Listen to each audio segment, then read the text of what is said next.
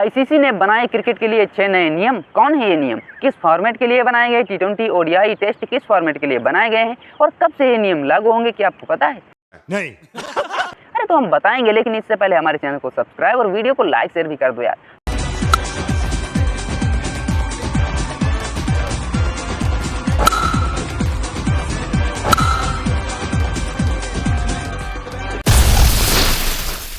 तो हेलो नमस्कार दोस्तों, आईसीसी यानी इंटरनेशनल जो क्रिकेट काउंसिल है उसने जो है क्रिकेट के 6 नए नियम बनाए हैं और ये नियम जो है जुलाई से लागू हो जाएंगे। तो इनमें कौन से 6 नियम हैं? तो पहला जो नियम है वह स्टॉप क्लॉक का है, यानी जो फील्डिंग करने वाली टीम है वो नया ओवर शुरू करने में यानी एक ओवर फेंकने के बाद अगर दूसरे ओवर फेंकने में 1 मिनट से ऊपर यानी 60 सेकंड से ऊपर का समय लगाती है तो उस पर पेनाल्टी लगा दी जाएगी। लेकिन पहले 2 बार जो है उसे वार्निंग दी जाएगी, पहले ही पेनाल्टी नहीं लगेगी, 2 बार उसे वार्निंग दी जाएगी, बताया जाएगा और फिर उसके बाद जो है तीसरी बार अगर जो गलती करती है 1 मिनट से ज़्यादा का समय लगाती है तो उस पर निश्चित है पेनाल्टी लगाई जाएगी। और यहाँ पर 5 रनों का इजाफा कर दिया जाएगा। जो टीम बैटिंग कर रही है उसके 5 रन बढ़ जाएंगे अगर जो 1 मिनट से ऊपर का समय फील्डिंग करने वाली टीम ओवर शुरू करने में लगाती है।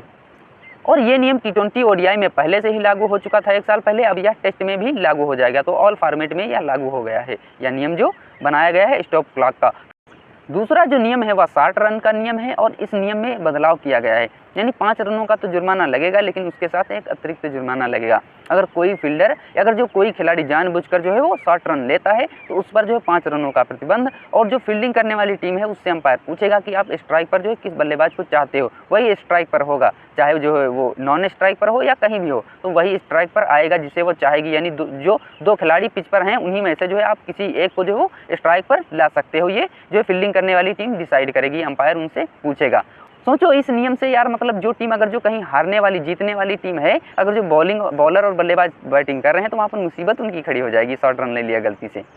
और फिर जो तीसरा नियम है, तीसरा नियम यह कहता है गलती से लार सलाइवा लगाने पर गेंद नहीं बदली जाएगी और गेंद तभी बदली जाएगी जब गेंद की स्थिति में भारी परिवर्तन हो गया हो, यानी गेंद जैसे कि उसकी चमक ज़्यादा हो या फिर गेंद गीली हो गई हो। अंपायर यह डिसाइड करेगा कि गेंद को कब बदलना है और किस स्थिति में बदलना है।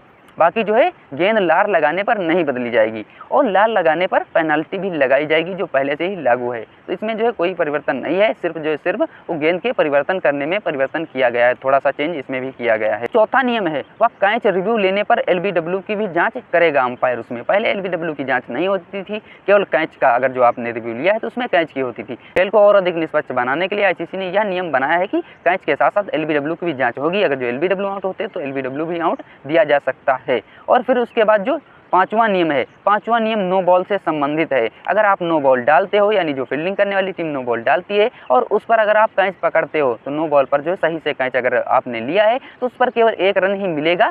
सही से गेंद को नहीं पकड़ा है, जो टीम बैटिंग कर रही है अगर जो उसके बल्लेबाज दौड़ कर रन लेते हैं तो वो रन भी जुड़ेंगे, तो दौड़ कर लिए जाने वाले रन भी इसमें जोड़ दिए जाएंगे और जो है नो बॉल का 1 रन तो जुड़ेगा ही जुड़ेगा। तो यहाँ पर अतिरिक्त ये प्रावधान किया गया है। आईसीसी का 6ठा नियम है वह टी20 से संबंधित है और इस नियम में यह कहा गया है अगर जो टी20 के ओवर कम किए जाते हैं यानी बारिश या किसी अन्य कारण से टी20 का मैच डिले होता है, देर से शुरू होता है और उसमें ओवर कम किए जाते हैं, अगर जो ओवर कम किए जाते हैं तो उन्हीं ओवरों के हिसाब से जो है पावर प्ले के भी ओवर कम किए जाएंगे। ये नहीं है कि जो पावर प्ले 6 ही ओवर का होगा, मैच चाहे 10 का हो, 15 का हो या फिर 18 का हो, तो ऐसा नहीं होगा। इसमें अब परिवर्तन होगा, पावर प्ले के जो ओवर हैं वो उसी के हिसाब से रखे जाएंगे जितने ओवर का मैच होगा। अरे ये तो होना ही चाहिए था, आप लोग यही कहोगे, तो ये अब सुन लिया है, आईसीसी ने लागू कर दिया है। और इसके अलावा यानी इसके जो अतिरिक्त 2 नियम और आईसीसी ने पहले ही लागू कर दिए हैं, जैसे बाउंड्री के बाहर से कैच पकड़ना। और ये नियम भी जो है आईसीसी ने लागू कर दिया है कि अगर आप बाउंड्री के बाहर से गेंद के साथ आते हो तो कैच नहीं माना जाएगा।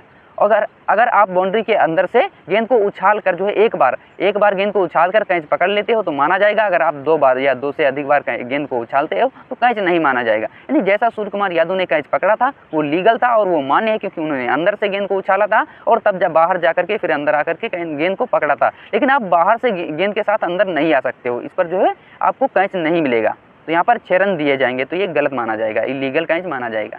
जो दूसरा नियम बनाया गया था वो ओडीआई से संबंधित था, यानी 35 ओवरों के बाद गेंद को चेंज करना, जिसके कारण जो है बॉलरों को डेथ ओवरों में मदद मिल सके। यानी अंतिम ओवरों में जो बल्लेबाजी करना आसान होता है तो वहाँ पर बल्लेबाजों को थोड़ा जो है दिक्कत का सामना करना पड़ सकता है। यहाँ पर गेंदबाजों के लिए यह नियम बनाया गया है ताकि गेंदबाजी जो है वो बेहतर हो सके और गेंदबाजों को भी जो विकेट लेने का मौका मिल सके नई गेंद से, तो इसीलिए यह नियम बनाया गया।